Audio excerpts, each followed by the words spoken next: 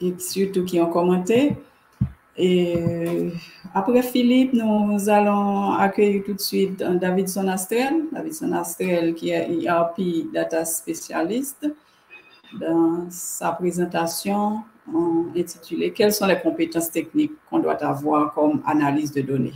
Je rappelle que pour tous ceux qui viennent de nous rejoindre, vous suivez Psycho Saturday Haïti 2023. C'est toujours un plaisir de vous avoir. Restez des notes jusqu'à la fin. Il y a la rafle et il y a les sujets qui sont les uns plus intéressants que les autres. Alors, restez des notes et nous accueillons tout de suite Davidson Astrel, à qui je dis bienvenue et à qui je demande de se présenter, de partager son écran et de démarrer avec sa présentation. Davidson, à vous. Merci Annie. Donne-moi quelques minutes s'il te plaît. Je vais partager l'écran. D'accord.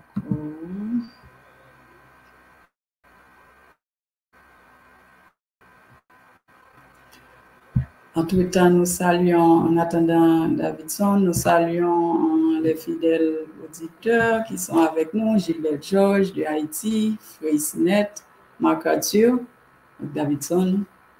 Merci, bienvenue.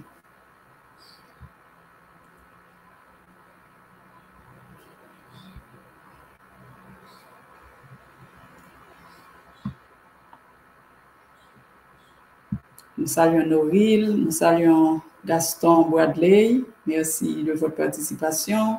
Ludgetro Caceris, vous êtes vraiment remarqué. Joseph Dumont, Safia Mamiche, Jean-Marcel Moïse, merci à vous. C'est vraiment un plaisir de vous avoir avec nous. Yves Janvier et tout le beau monde qui va nous rejoindre en cours de route. Nixon Semé, qui est fidèle fan de cet événement.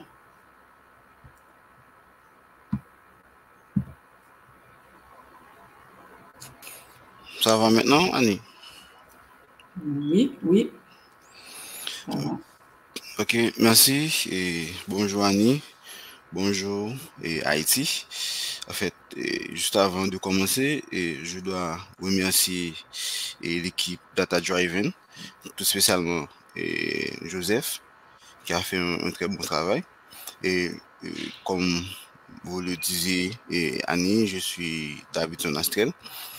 J'ai étudié génie civil à la faculté des sciences de l'université d'Haïti et je suis quelqu'un qui aime beaucoup la technologie en parallèle et je faisais des études dans le domaine des données. J'ai eu plusieurs certifications avec Microsoft dans le domaine ERP, dans le domaine Azure, dans le domaine CRM.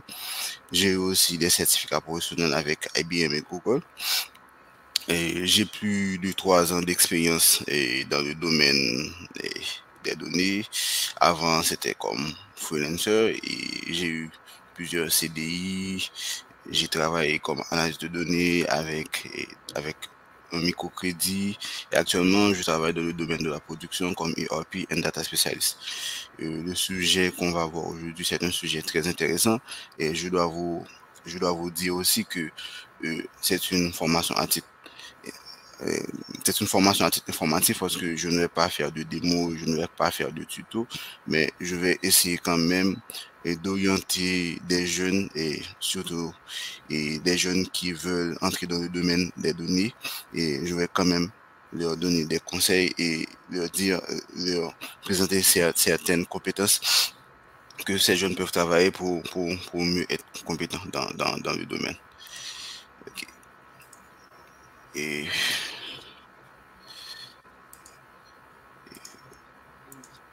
Okay. Et Davidson Astrel, Data Analyst, BI Analyst, ERP, NCRM. Et je suis très actif sur LinkedIn. Vous pouvez m'envoyer des invitations. Je suis très avis. On peut parler tout ça. Le sujet qu'on va voir, c'est quelles sont les compétences techniques qu'on doit avoir comme analyse de données. Comme je le disais, je ne vais pas faire de démo. Je vais juste essayer de vous orienter si vous voulez, et bien sûr, entrer dans le domaine de l'analyse de données, je vais quand même vous essayer de vous orienter et voir qu'est-ce qu'on peut faire. L'agenda, dans l'agenda, on va parler des données, on va parler de l'analyse de données, en quoi quelqu'un qui fait de l'analyse de données, c'est qu'est-ce qu'il fait en réalité. La première compétence qu'on va avoir, c'est la compétence en base de données, parce que généralement, les gens, on dit que l'analyse de données, donc pour analyser les données, on va trouver ces données quelque part. Donc, la première compétence qu'on doit avoir, c'est d'abord d'avoir une compétence en base de données, bien comprendre les bases de données, comment elles fonctionnent, tout ça. Et il y a aussi la compétence en traitement des données, parce que la majorité pour permettre, en fait, pour faire parler des données, il faut les traiter. Donc, on va parler, la deuxième compétence, c'est le traitement des données. Il y a aussi la compétence en programmation, parce que il y a certains traitements qu'on veut faire, il y a certaines choses qu'on veut faire avec les données. Donc, les outils ne suffisent pas. Il faut utiliser des langages de programmation pour nous permettre d'aller plus rapide et plus loin et de faire des choses plus compliquées. Et donc, il faut avoir des compétences en programmation. Et bon, il y a certains langages qu'on va parler sur ces langages. Il y a aussi la compétence en visualisation des données, parce que non seulement après avoir traité les données, il faut présenter les données. Donc, cette compétence est très très importante, parce que je peux même dire c'est une compétence qui va valoriser le travail. Il y a aussi la compétence en machine learning, dépendamment de l'entreprise que vous allez travailler. Donc, bon, une analyse de données généralement ne fait pas de machine learning, mais il est aussi important pour une analyse de données de comprendre un peu ce qu'est les différents modèles, et d'avancer, en fait, de comprendre un peu mieux et la machine learning. Il y a aussi des compétences en gestion de projet. C'est super important, parce que la majorité des requêtes qu'on aura à avoir, ces requêtes vont être présentées sur des formes de projets. Donc, et avoir des compétences en gestion de projet, c'est très très important. Et je vais vous donner quelques recommandations Annie? Davidson, vous pouvez maximiser l'écran, mettre full screen, parce que c'est un peu difficile à lire. Hein. Ça va maintenant? Pas encore. Vous pouvez mettre plein écran, comme ça. Ouais.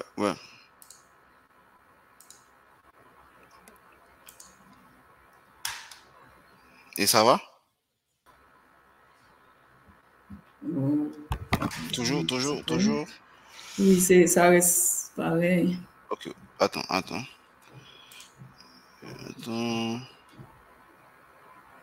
Mettez le plein écran, c'est... Oui. Voilà. C'est bien. Ça va? Ça va, Annie? Ok, merci. Et oui, comme je disais, la compétence en gestion de projet, et je vais faire quelques recommandations de quelques formations que j'ai suivies pour débuter ma carrière dans l'analyse de données, et à faire la conclusion et la partie questions-réponses. Maintenant, en fait, on va parler des données. Les données, en réalité, et lorsqu'on parle de données, c'est une collection d'informations. Donc, quand on voit données, on voit information, on voit la collecte d'informations, tout ça. Si nous prenons l'exemple d'une chaise, une chaise renferme beaucoup d'informations. On peut considérer des informations comme la couleur de la chaise, la dimension de la chaise, la hauteur de la chaise est faite de quoi. Donc, ça, c'est un ensemble d'informations. Et de nos jours, les données sont partout. Puisque les données sont partout, on va trouver différents types de données. Parmi les types de données, on va trouver les données numériques. Les données numériques, et on utilise ces types de données, et on utilise beaucoup ces types de données. Et surtout dans le domaine des finances, et on utilise les données, on utilise beaucoup les données numériques. Il y a aussi les données textuelles. il y a les données textuelles, il y a les données et les données booléennes et sous forme de vrai ou faux, un zéro, valeur binaire en quelque sorte. Il y a les vidéos de nos jours et les réseaux sociaux. Les réseaux sociaux utilisent beaucoup des données, surtout des données qui ont rapport avec des vidéos, des images, des observations. Toutes ces données sont très très importantes. Et puisque la façon que les données deviennent de plus en plus nombreuses, donc les données deviennent très très importantes. Et parmi l'importance des données, donc les données peuvent nous permettre de prendre des décisions, de bonnes décisions.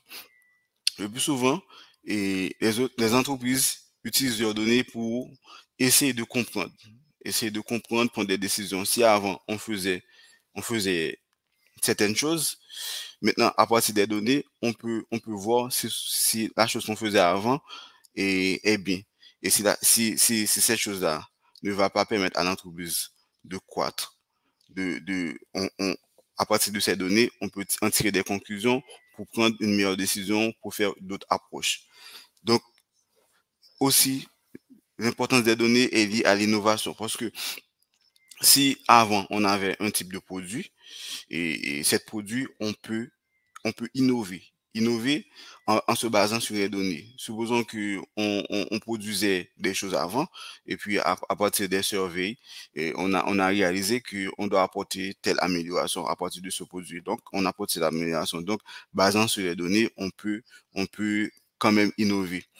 Innover ne veut pas dire venir avec quelque chose de nouvel, mais quand même améliorer la façon qu'on avait cette chose avant. Donc, ça, c'est une forme d'innovation. De même pour l'amélioration de la qualité. L'amélioration de la qualité parce que, disons, un restaurant donc qui produit des nourritures donc peut, peut, peut développer un survey pour les clients. Donc, et en se basant du survey, ce restaurant-là peut remarquer que la qualité des nourritures, la qualité du service n'est pas très adéquate. Donc, à partir de ce survey, là, et l'entreprise ou le restaurant peut améliorer sa qualité. La recherche. Donc, la recherche utilise beaucoup les données, que ce soit dans le domaine médical, que ce soit dans le domaine de la technologie, tout ça. Actuellement là, je sais que vous savez ce qu'est ChatGPT. De nos jours, ChatGPT utilise les données. Donc, et ChatGPT est un outil vraiment excellent, mais qui utilise les données et à partir du ChatGPT, on peut faire beaucoup de choses. Donc, les chercheurs de l'OpenAI ont développé cet outil à partir des données. Il y a aussi l'automatisation. Donc, avec les données, on peut automatiser. Si on a un max d'informations concernant un processus, donc, à partir de ces données, on peut aussi automatiser ce processus. Au lieu de faire manuellement cette chose, on peut l'automatiser parce qu'on sait que il y a des étapes à suivre. Donc, à partir des données, on va seulement suivre les étapes et puis pour automatiser le processus. Maintenant, puisque les données deviennent de plus en plus importantes dans le monde, maintenant, les entreprises qui génèrent beaucoup de données trouvent qu'il est important et nécessaire de trouver des gens capables de les aider avec ces données. Pour cela, nous avons analyse de données. En réalité, il n'y a pas que les analyses de données qui travaillent dans le domaine des données. Il y a les data science, il y a le BI analyst, il y a les data managers. Donc, dans le domaine des données, il y a pas mal de domaines. Bon, aujourd'hui, nous allons nous accentuer sur l'analyse de données. Donc, en gros, une analyse de données fait quoi? D'abord, une analyse de données collecte des données parce que pour analyser, il faut avoir des données. Donc, les analyses de données vont collecter des données, soit sur des bases de données et sur des fichiers Excel.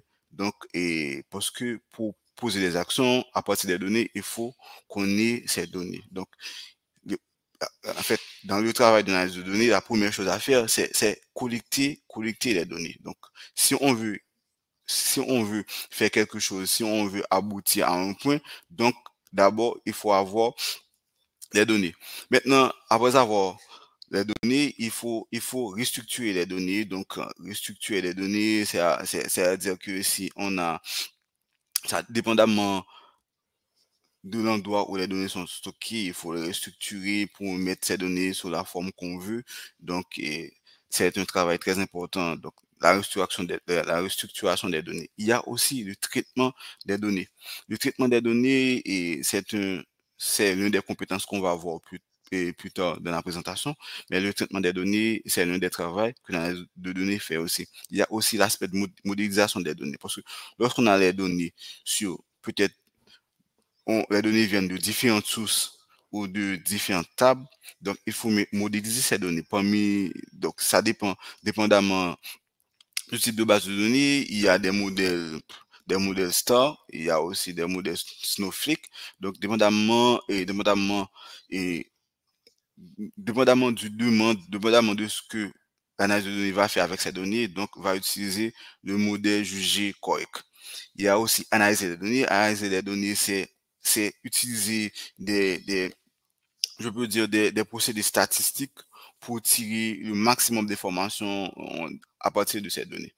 Donc, l'un des travaux je peux dire, qui est très, très important pour l'analyse de données, c'est la partie visualisation. Parce que lorsqu'une analyse de données va travailler sur un projet quelconque, mais je peux dire que le travail final, donc que les stakeholders, les parties prenantes vont utiliser, c'est la partie visualisation. La partie visualisation peut se présenter sur un rapport ou un tableau de bord. Donc, il est très important d'avoir des compétences en visualisation des données. Il faut présenter les données le plus clair que possible afin que les parties prenantes puissent en tirer profit.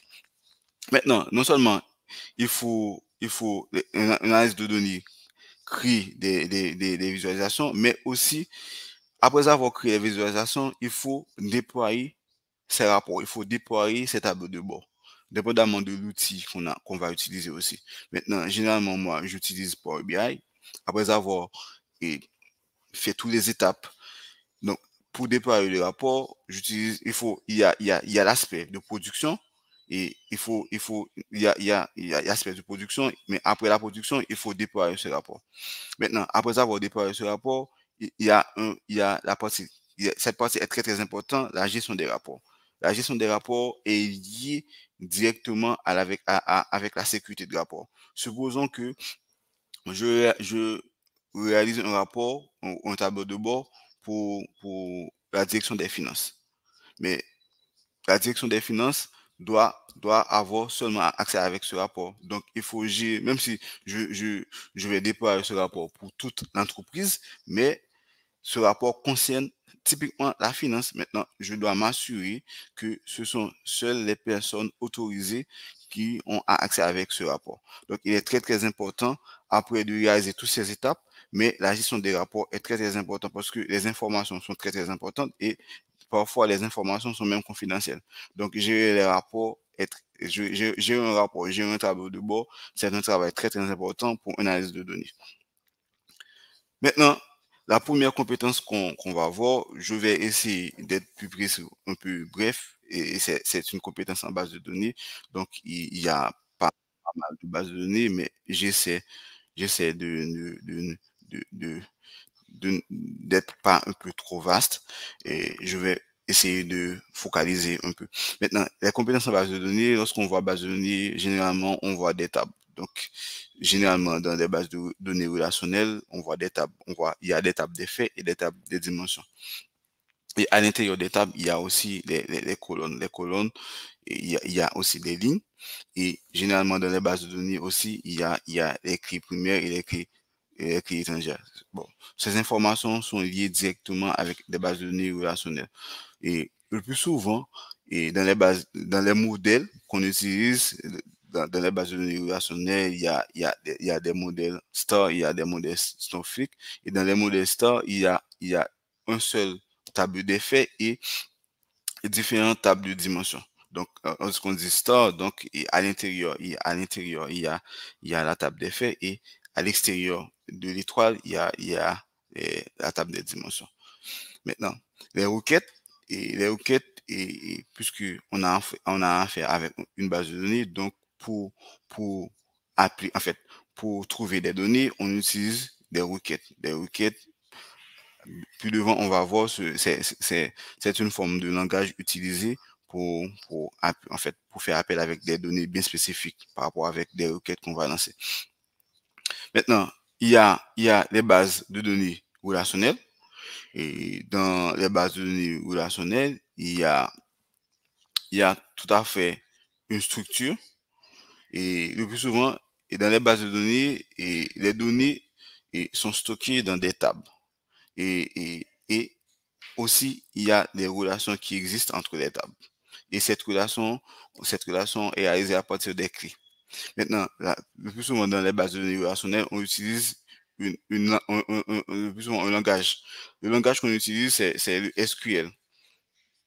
C'est un langage qui permet de faire des requêtes. Par exemple, supposons qu'on a une table qui renferme des informations, par exemple, par rapport avec le customer, pour trouver des informations concernant ses clients, on va faire des requêtes. On va pas aller directement pour trouver ses clients, mais on doit passer des requêtes par rapport à ce qu'on veut faire, par rapport avec les données qu'on veut trouver. Maintenant, les bases de données relationnelles, le schéma est un peu rigide et, et le modèle en fait, le schéma est défini à l'avance et le modèle, le plus souvent, le modèle qu'on utilise, c'est le modèle STAR et le modèle Snowflake. Donc, le modèle Snowflake est découlé à partir du modèle STAR. Donc, c'est un modèle qu'on utilise le plus souvent et ça permet de trouver des informations très rapides et c'est un peu fluide. Les types de données qu'on utilise le plus souvent dans les bases de données relationnelles, ce sont des données structurées. Lorsqu'on parle des données structurées, je peux dire que c'est un mélange de lignes et de colonnes. Par exemple, supposons qu'on a une table d'information. Exemple, nom, prénom, tel, email. Donc, et chaque colonne a des informations et chaque ligne renferme une information bien spécifique. Donc, et dans la première ligne, on trouve les informations qui est liées à un client, juste à un seul client. Et dans la deuxième ligne, on voit des informations liées à la deuxième client, ainsi de suite. Donc, les types de données stockées dans les bases de données et relationnelles sont des données structurées. Maintenant, il y a aussi les bases de données non relationnelles qui est un peu différent des bases de données relationnelles parce que la structure est différente et les requêtes sont différentes, le schéma est différent, le type de données stockées est différent. En ce qui concerne la structure, et les bases de données relationnelles stockent des données dans des structures plus souples. Donc, et lorsqu'on parle de données plus souples, c'est-à-dire que cette structure n'était pas définie avant. Donc, exemple, on peut trouver les documents, des graphes, des paires clés-valeurs. Donc, tout ça, ce sont des bases de données qui sont liées avec des bases de données non relationnelles. Donc, et il y a aussi la requête. Et dans la base de données relationnelle, on utilisait SQL. Par contre, dans les bases de données non relationnelles, on utilise d'autres langages. Et parmi les langages, supposons qu'on travaille dans le cloud, et comme MongoDB Query Language, et on peut utiliser ce langage pour MongoDB, donc le type de base de données. Et il y a aussi, si on travaille on peut utiliser d'autres langages, non SQL. Donc, le schéma. Dans la base de données relationnelle, le schéma est un peu strong. Par contre, dans la base de données non relationnelle, le schéma est un peu flexible. Donc, le fait que le schéma est un peu flexible, donc on n'a pas besoin de définir un modèle avant. On n'a pas besoin, comme avant, dans la base de données relationnelle, ça arrive qu'on définisse avant un modèle. Par contre, dans le fait que le schéma maintenant est flexible, donc on n'a pas besoin de définir un modèle avant. Donc maintenant, dans les bases de données non relationnelles, les données sont semi-structurées ou non structurées. Donc, lorsque je dis semi-structuré, non structuré, donc dans un fichier, exemple, si nous prenons l'exemple d'un fichier, donc un fichier, à partir de ce fichier, on peut trouver plusieurs types de documents. On peut trouver des documents texte, on peut trouver des documents images, on peut trouver des documents et vidéos. Donc, ce sont des types de données, non structurées. Exemple, et la base de données qu'utilise TikTok et WhatsApp, c'est sûr que ce sont des bases de données et non relationnelles parce que on peut envoyer des messages, on peut envoyer des images, on peut envoyer des vidéos, on peut envoyer des audios. Donc, ces bases de données-là ne sont pas relationnelles. Maintenant, comme je disais, la compétence en base de données est très très important. Donc, une analyse de données pour bien débuter, doit bien comprendre les différents types de bases de données, les langages qu'on utilise Donc, c'est très très important. Maintenant, une analyse de données, avoir une compétence en traitement des données est très très très très très important.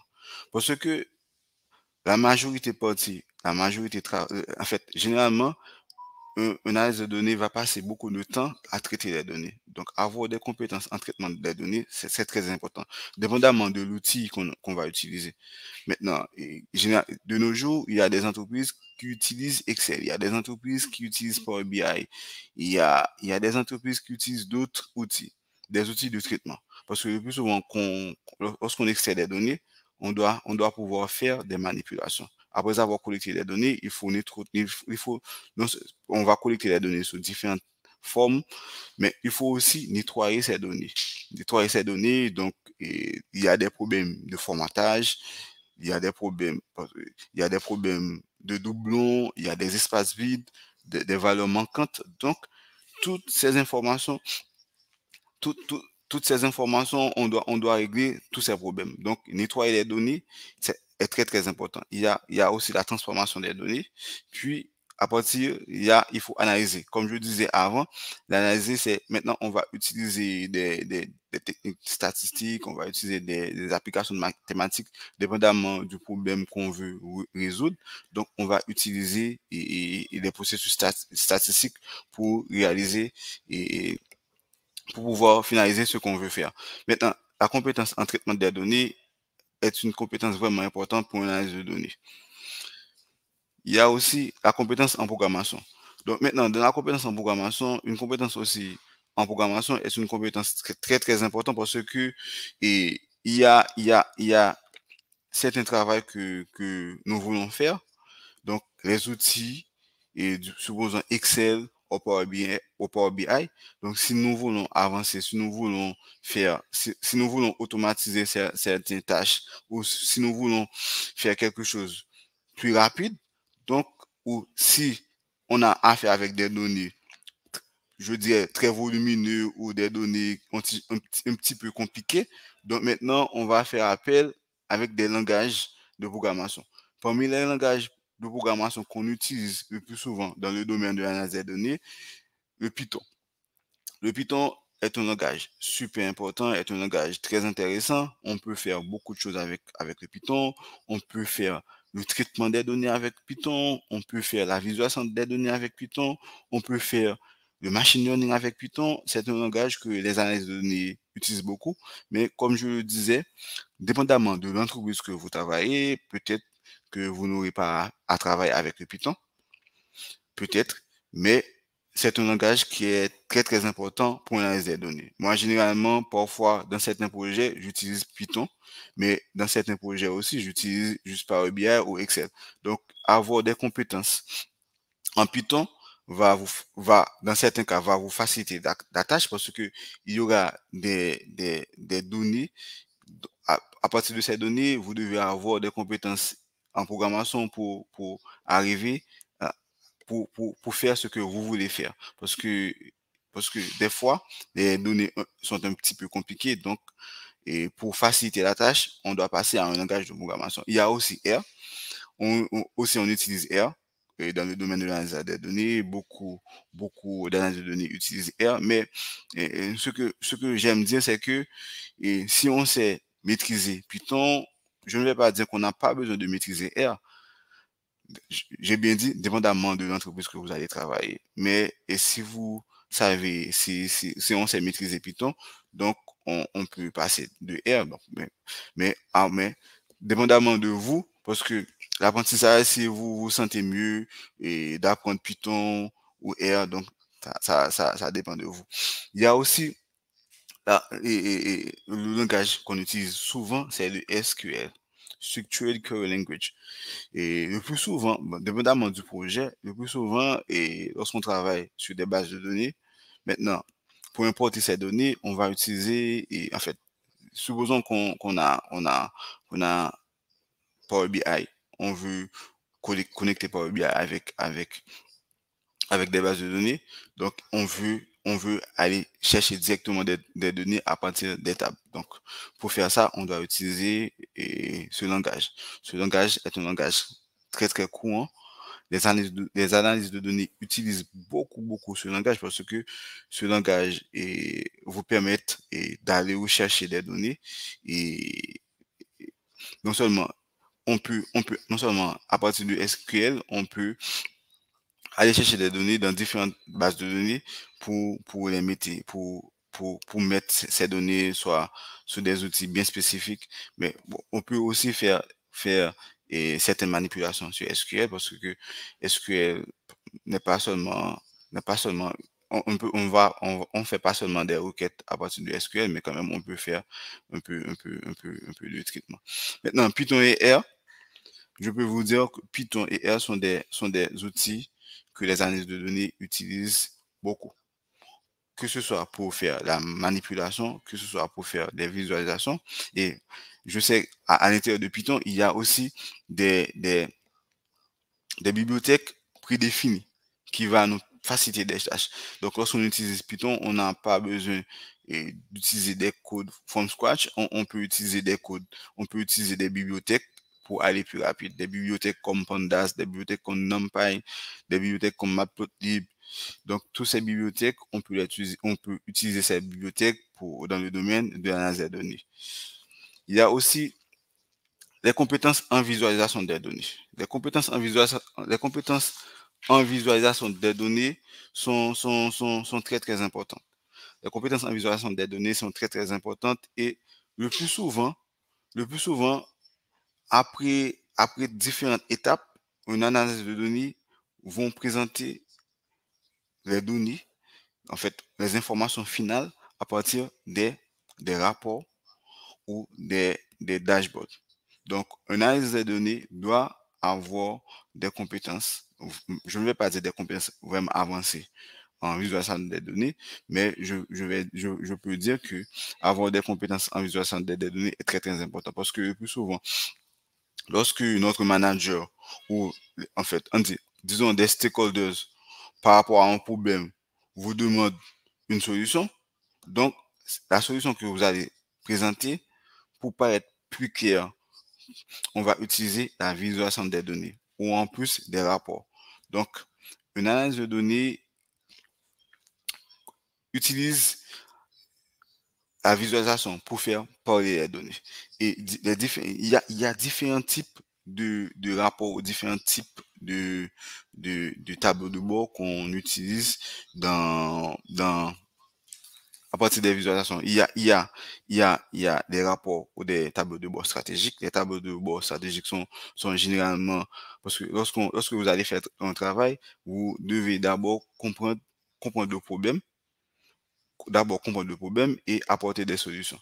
Maintenant, par rapport avec la demande, donc on va voir, OK, à partir de cette demande, je vois que j'ai affaire avec tel type de rapport. J'ai affaire avec tel type de rapport. Généralement, il y a beaucoup de types de rapports, mais 3 types de rapports qui m'intéressent le plus souvent, ce sont les rapports stratégiques ou les tableaux de bord stratégiques. Il y a aussi les tableaux de bord opérationnels. Il y a aussi les tableaux de bord analytiques. Dans le tableau de bord stratégique, Et ce tableau de bord est lié directement à la stratégie de l'entreprise. Pendant une période, disons pendant une période, pendant des périodes bien précises. C'est-à-dire que, exemple, supposons que euh, euh, une entreprise veut augmenter son chiffre d'affaires pendant 6 mois, pendant les 6 prochains mois. Donc, cette entreprise-là peut créer un rapport et définir un target et suivre ce target par rapport à différents types de KPI ou différents types de mesures. Donc, lorsqu'on dit KPI, on sait Key Performance Indicator. Le plus souvent, dans les tableaux de bord, on utilise les métriques. Donc, les métriques vont mettre sur forme de KPI et le plus souvent, les entreprises vont suivre ces KPI. Donc, de- donc supposons que le rapport en fait, l'entreprise veut track des nouveaux clients et le chiffre d'affaires. Donc, ça, pendant une période, ça, c'est lié avec, ça, c'est l'exemple d'un type de rapport et stratégique. Il y a aussi des rapports opérationnels. Les rapports opérationnels sont liés directement à des activités, je peux dire, des activités opérationnelles chaque jour. Donc, on a ce rapport, donc on veut suivre. Donc, hier, on avait tel statut, aujourd'hui, on a tel statut, demain.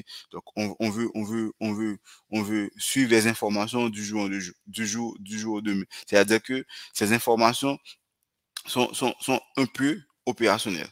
Donc, ce type de rapport est lié directement à l'opération de l'entreprise. Il y a aussi des rapports analytiques. Donc, ce rapport-là, si on veut trouver plus d'informations, des informations plus pertinentes, on peut utiliser, on peut utiliser on peut utiliser ce type de rapport, un rapport analytique pour trouver à partir des objectifs pour trouver plus d'informations dans ce rapport. Maintenant, le plus souvent, il y a plusieurs outils de visualisation. Parmi ces outils de visualisation, on peut utiliser Excel. J'ai bien dit, il y a des entreprises qui utilisent Excel. Et Excel, c'est un outil très important parce que beaucoup d'entreprises utilisent Excel. Mais parmi ces outils de visualisation, il y a aussi Tableau. Tableau, c'est un outil très intéressant. On peut faire, on peut faire des applications de visualisation avec Tableau. Il y a Power BI. Power BI est un outil de Microsoft. On peut faire on peut faire beaucoup de choses avec Power BI. Et il y a aussi ClickViewer. ClickViewer une, qui est aussi une application de visualisation.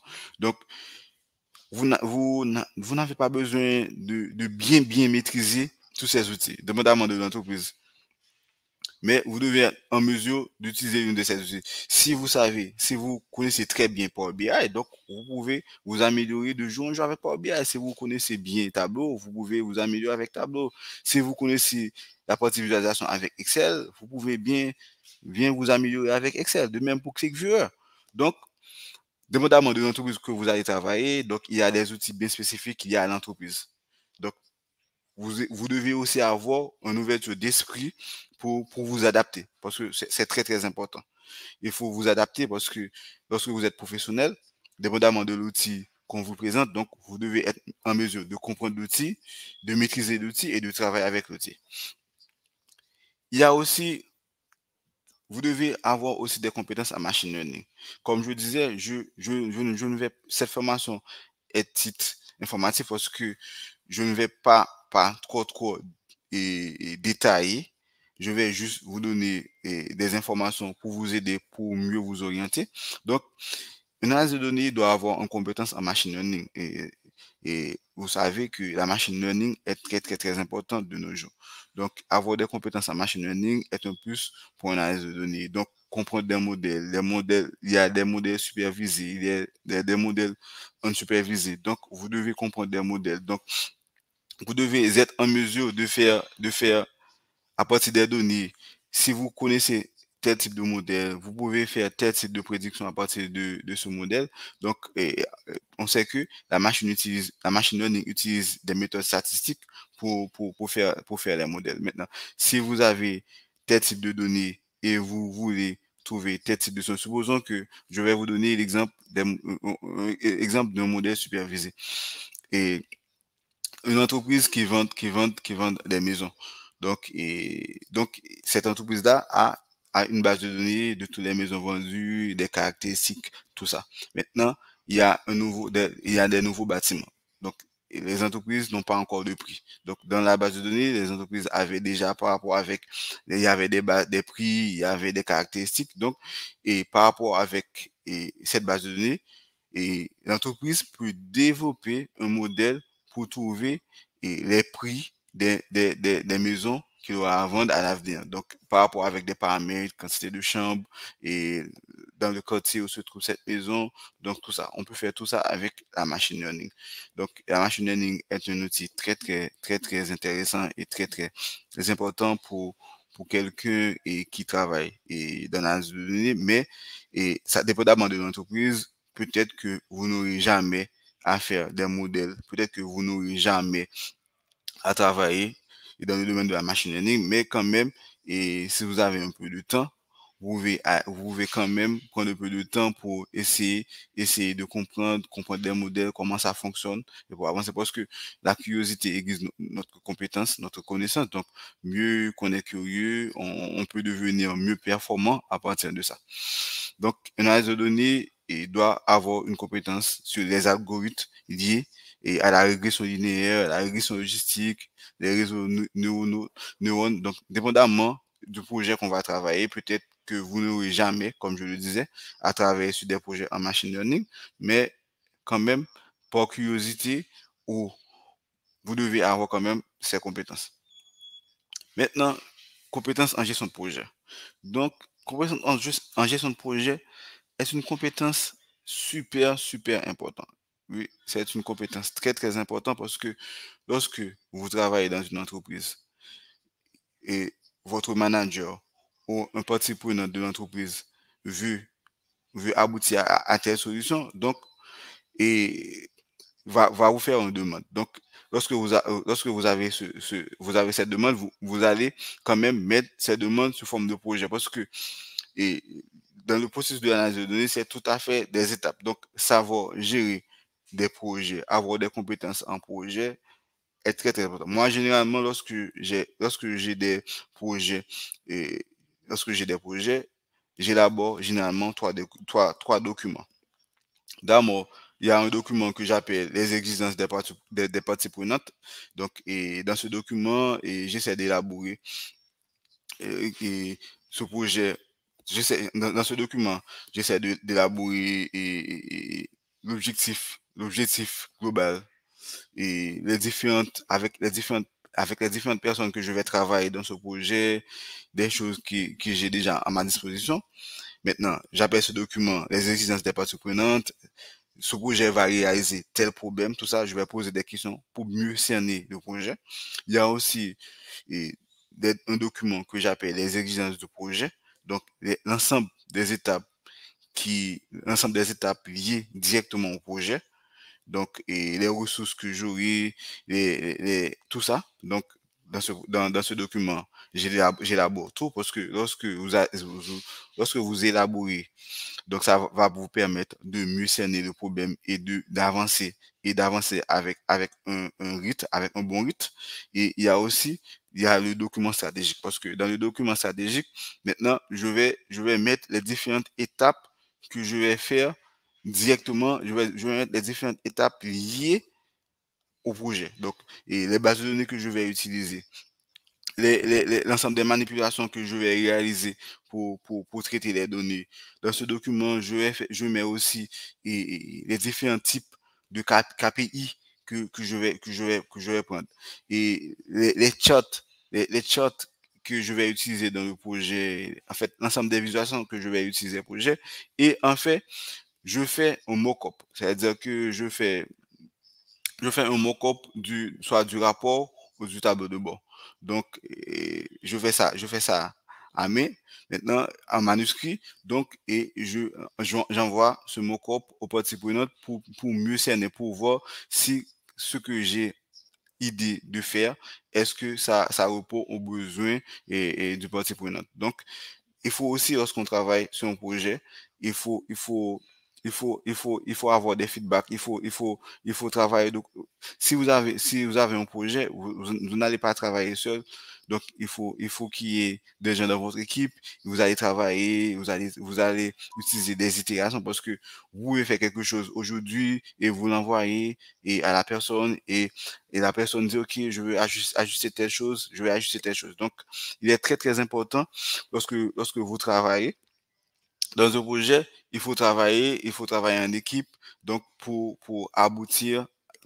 pour aboutir à une bonne chose. Parce que si vous développez un projet seul, de début à la fin et vous ne donnez pas de retour aux stakeholders, aux parties prenantes pour qu'ils puissent voir comment le projet évolue.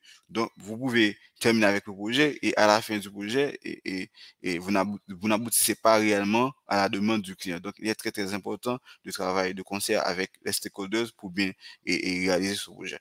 Maintenant, la compétence en gestion de projet est très, très, très, très importante. Parce que le plus souvent, les demandes, vous allez mettre des demandes sous des formes, sous forme des projets. Maintenant, il est très, très important d'avoir des compétences en gestion de projet et pour avancer. Donc, en gros, on a vu 4 compétences liées à l'analyse de données. D'abord, si nous retournons, nous allons voir, et il faut avoir des compétences en base de données. Il faut avoir des compétences en base de données. Il y a les bases de données relationnelles et les bases de données non relationnelles. Il faut avoir des compétences en traitement de données parce que la majeure partie du temps, on va passer beaucoup de temps dans le traitement des données. Il faut avoir des compétences en programmation des données. Lorsqu'on fait de la programmation, on peut, à partir des langages qu'on utilise le plus souvent, Python, R ou SQL. Il y a aussi des compétences en visualisation des données parce que après avoir réalisé tous les travaux, donc on va présenter et le plus souvent et le travail final sera sous forme de visualisation, soit un rapport ou des tableaux de bord. Et il y a aussi des compétences en machine learning, dépendamment de l'entreprise que vous allez travailler. Il y a la compétence en gestion de projet parce que vous allez travailler la majeure partie du temps, vous allez travailler sur un projet et ce projet aura différentes parties prenantes et imaginons que vous êtes analyste de données dans une entreprise, mais pour avoir des données, vous allez travailler de concert avec les data managers, vous allez travailler avec votre manager qui va vous demander directement quelque chose qui va vous faire la requête directement. Vous allez travailler avec des gens dans le département des IT. Donc, non seulement il faut savoir gérer les projets, mais il faut savoir gérer les gens aussi, parce que c'est très, très important. Maintenant, je vais vous recommander quelques formations. Ces formations sont très, très importantes. Et moi-même, j'ai suivi ces formations. Ils m'ont vraiment beaucoup aidé. Donc, je pense que si vous voulez débuter votre carrière ou si vous voulez aiguiser vos compétences dans le domaine de l'analyse de données, vous pouvez aller sur ces formations et certains de ces formations sont gratuits. Vous pouvez aller, donc, lorsque nous prenons par exemple Microsoft Power BI, Data Analyst, on peut trouver le cursus sur Microsoft Learn. Cette formation se trouve sur Microsoft Learn et vous pouvez aller directement sur Microsoft Learn et taper Power BI Data Analyst. Vous allez trouver le cursus et la formation est tout entièrement gratuite sur Microsoft Learn. Et maintenant, il y a une certification et pour passer l'examen, donc vous allez payer pour passer l'examen. Donc, c'est une formation très, très intéressante. Et dans cette formation, on utilise Power BI. Donc, cette formation peut vous aider dans le domaine de l'analyse de données. Il y a aussi cette formation que j'ai suivie sur Coursera, c'est Google Data Analytics. C'est une formation très, très intéressante parce que cette formation renferme plusieurs cours et chaque cours explique les différentes parties et les différentes parties du processus de l'analyse de données. Et que ce soit que ce soit dans l'étape de capture des données, dans l'étape pour collecter les données, jusqu'à la visualisation des données. Donc, cette formation a des cours spécifiques pour chaque étape et très, très bien détaillés. Et je vous recommande cette formation, parce que cette formation est très, très intéressante. Cette formation, c'est sur Coursera. Vous pouvez aller sur Coursera et taper Google Data Analytics, et c'est l'une des formations les plus suivies sur Coursera. Il y a aussi IBM Data Analyst. J'ai suivi cette formation. C'est un cursus donc qui renferme plusieurs cours. Donc, et dans cette formation, on utilise des outils d'IBM dans certains cours, mais en général, cette formation et IBM Data Analyst, c'est presque une formation. Cette formation n'est pas différente du Google Data Analytics, mais cette formation a plus de cours. Donc, cette formation a été donnée par des responsables IBM. Donc, cette formation, je pense que cette formation peut vraiment vous être utile, et si vous voulez vraiment débuter une carrière dans le domaine de l'analyse des données. Il y a aussi IBM Data Science. IBM Data Science, c'est aussi une formation qu'on peut trouver sur Coursera. J'ai aussi suivi cette formation parce que lorsque vous êtes dans le domaine de la technologie, vous devez être curieux. Il faut apprendre chaque jour. C'est ce que je fais généralement. J'essaie de m'améliorer chaque jour, j'apprends de nouvelles choses, et je pense que cette formation peut vous aider, et surtout si vous voulez vous orienter dans le data science et en ce qui concerne le machine learning. Donc cette formation, je pense que cette formation peut vous être très, très, très utile. Il y a une formation que je n'ai pas mis ici, mais c'est une formation qui est très, très intéressante, surtout pour des gens qui veulent devenir des BI analystes. Donc, et il y a une petite différence entre data analyst et BI analyst. C'est Google et Business Intelligence et Google Business Intelligence. Cette formation, on va trouver aussi cette formation sur Coursera. Cette formation a 3 cours. Donc, et cette formation est très, très aussi importante, mais cette formation demande un prérequis qui est de Google Data Analytics. Il y a aussi Google, comme je disais, vous devez avoir une compétence en project management. Donc, la formation Google Project Management va vous être très utile. Donc, dépendamment du type de projet, quelle méthodologie que vous allez utiliser. Si vous allez utiliser une méthodologie Waterfall, si vous avez une méthodologie agile. Donc, je pense que la formation Google Project Management est une formation très, très intéressante que vous pouvez aller suivre et sur Coursera. Et donc, pour conclure, un analyste de données, c'est quelqu'un qui doit avoir en fait beaucoup de compétences techniques, parce que le plus souvent, vous allez utiliser des procédés vous allez utiliser des procédés pour réaliser des projets.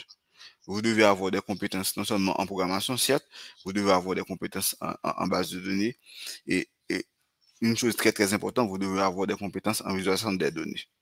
Maintenant, un analyste de données, c'est quelqu'un de jour en jour, c'est quelqu'un qui a une très grande demande sur le marché. Si vous voulez vous orienter dans le domaine de l'analyse des données, je peux vous assurer que vous allez trouver beaucoup d'opportunités. Parce que de nos jours, en tout cas, l'analyse de données au paraît à terre. Donc, ce sont des gens qui sont vraiment, qui sont très, très demandés sur le marché du travail, que ce soit sur le marché local, que ce soit sur le marché international.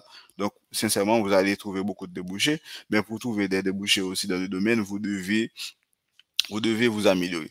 Une dernière chose que j'aimerais vous dire avant de clore, c'est si vous voulez trouver des opportunités dans le domaine, il faut créer un portfolio.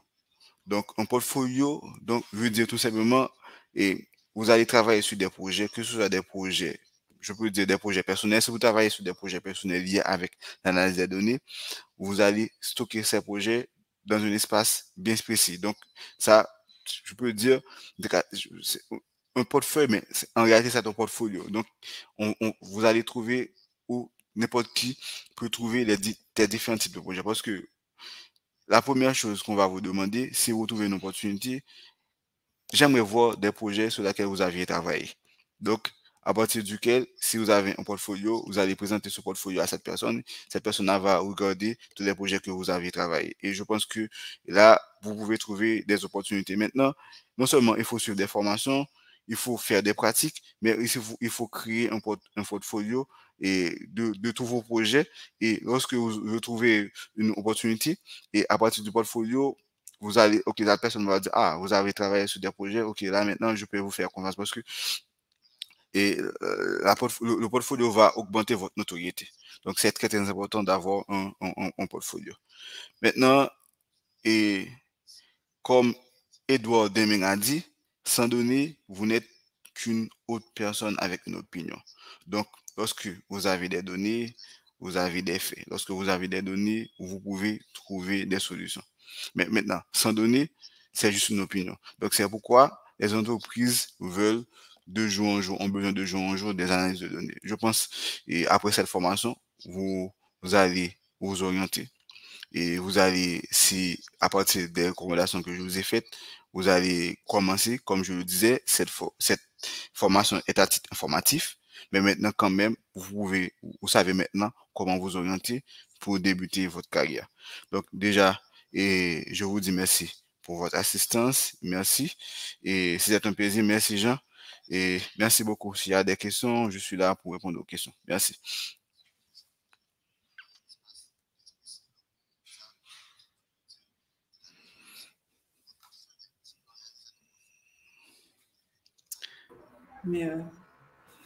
Merci Davidson. La première question vous parlez des différents types de données, comment les protéger contre le partage informatique, surtout les données numériques qu'on utilise dans les finances. Ok. Généralement, les entreprises utilisent des bases de données. Maintenant, et si vous utilisez des bases de données, il faut protéger ces bases de données. Donc, protéger les bases de données veut dire que c'est qui devrait avoir accès avec ce type de données, surtout lié à l'entreprise. Donc maintenant, si dans l'entreprise, vous êtes dans tel domaine, et avant d'avoir accès avec le dataset, vous devez avoir la permission de consulter le dataset.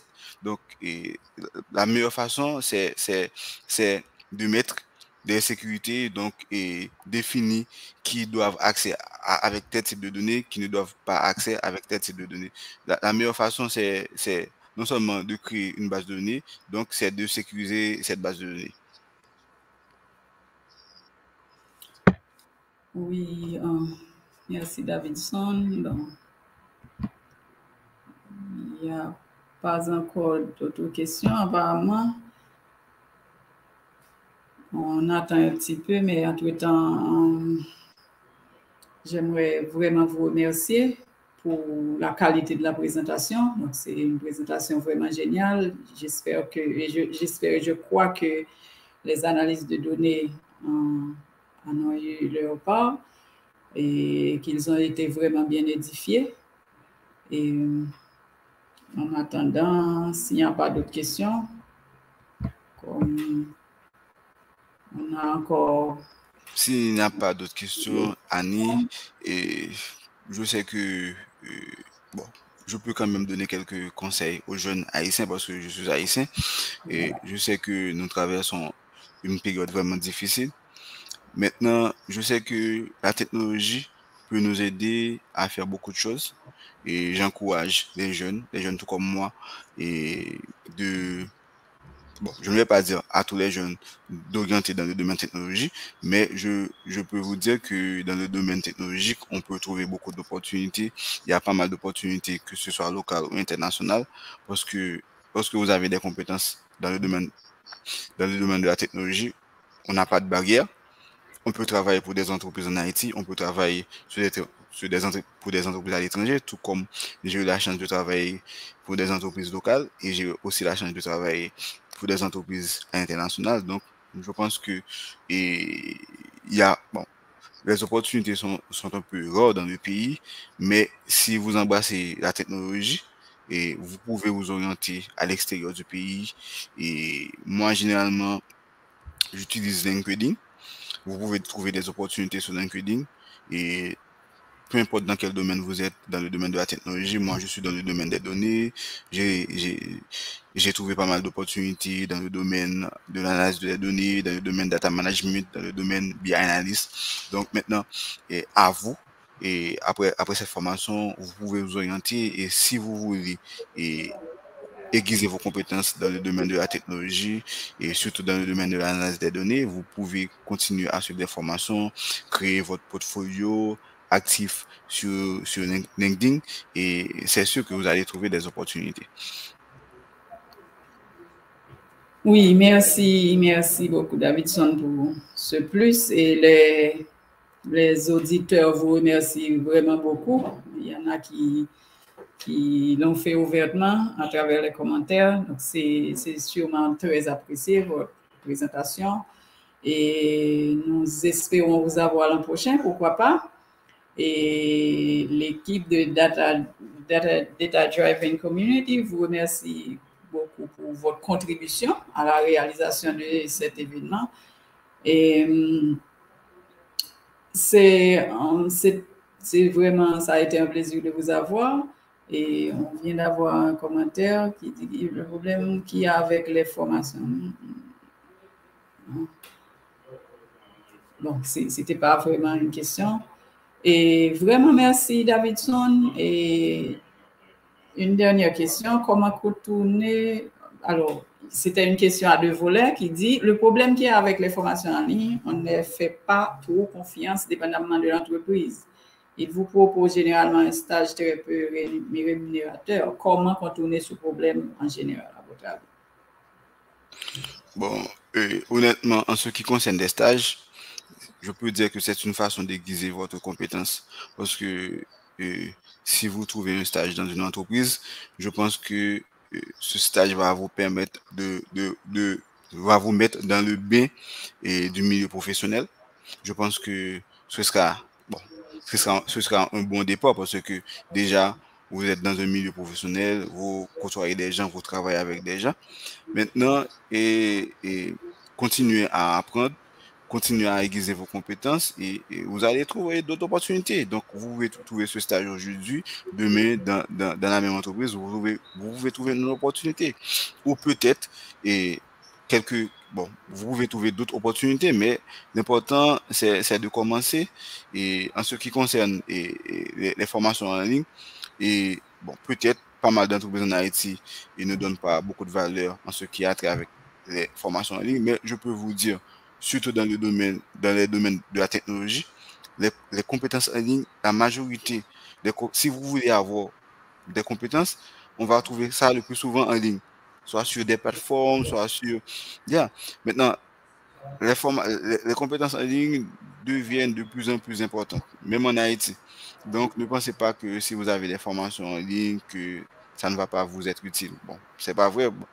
La formation en ligne est très, très importante. Vous pouvez trouver beaucoup d'opportunités si vous avez des certificats professionnels, si vous avez des certifications Microsoft, si vous avez une certification Tableau. Donc, ces formations et certifications ont beaucoup de valeur, non seulement sur le marché international, mais aussi sur le marché local. Donc, je vous encourage, les jeunes, à apprendre des formations en ligne. Si vous avez beaucoup de temps ou si vous avez du temps, vous pouvez prendre des formations en ligne. Merci pour la réponse. J'espère que l'auditeur est édifié. Il y a 2 autres questions à la dernière minute. Je vous fais les 2 en même temps. Comment créer un portfolio et puis peut-on travailler à domicile en tant qu'analyse de données? Une dernière, est-ce qu'il y a une plateforme en ligne dans laquelle on peut créer un portfolio? Et créer, en fait, il y a différentes façons qu'on peut créer un portfolio. Donc, un folder renfermant vos projets peut être un portfolio. Supposons que vous avez un folder, vous avez beaucoup de projets, vous avez des projets que vous avez travaillé. Vous pouvez mettre ces projets sur ce folder et mettre ce folder sur OneDrive, par exemple. Si vous mettez ce folder sur OneDrive, si quelqu'un vous demande, j'aimerais voir des projets que vous aviez travaillé, vous pouvez partager le lien du folder avec. Donc, vous n'avez pas besoin de faire quelque chose de très, très compliqué. Donc, soit un site, seulement un folder peut être un portfolio. Avant, je peux vous dire jusqu'à présent, j'ai un folder portfolio. Donc, à chaque fois que quelqu'un me demande, ah, j'aimerais voir des projets que vous avez travaillé, donc je partage ce folder avec cette personne. Donc là, la personne peut voir l'ensemble des projets. Donc, pour un folder peut être un portfolio. Aussi, OK, un outil, merci. Cool. Pour faire aussi, court, on travaille à domicile en tant qu'analyse de données. oui, oui, et aussi, et vous pouvez utiliser LinkedIn et vous pouvez partager des travaux que vous avez réalisés sur LinkedIn. Vous allez trouver pas mal de gens qui ont apprécié vos travaux et vous pouvez même trouver des gens qui peuvent vous contacter. Donc, déjà, LinkedIn peut vous être très utile si vous partagez vos projets. Oui, on peut travailler, le plus souvent, une analyse de données peut travailler à domicile parce que vous allez travailler avec des données. Donc, si vous avez accès avec les données, vous avez votre ordinateur, vous avez de l'Internet, c'est bon. Pourquoi bon d'aller dans un bureau? Donc, si vous avez de l'électricité, vous avez de l'Internet, vous avez votre computer. Donc, oui, vous pouvez travailler en ligne. Et j'ai travaillé avec des institutions internationales chez moi. Donc, j'ai connecté avec leur base de données. Donc, ils m'ont donné accès à leurs outils. Donc, j'ai travaillé. Donc, oui, vous pouvez travailler en ligne. Merci beaucoup. Merci vraiment, Davidson. Ça a été un plaisir de vous avoir. Votre présentation nous a choyés. On espère vous rencontrer l'année prochaine. Pourquoi pas? Merci beaucoup. Du succès dans vos entreprises. Juste avant de partir, je tiens à remercier la communauté Data Driven et je tiens à remercier spécifiquement Jean-Joseph de m'avoir donné l'opportunité. Donc, merci. Vous réalisez un très bon travail pour la communauté haïtienne. J'espère que l'année prochaine, je serai avec vous et je serai toujours disponible pour vous, Jean. Et merci beaucoup. Merci beaucoup, Annie. Et merci à tous les autres présentateurs. À tous les À autres. nous.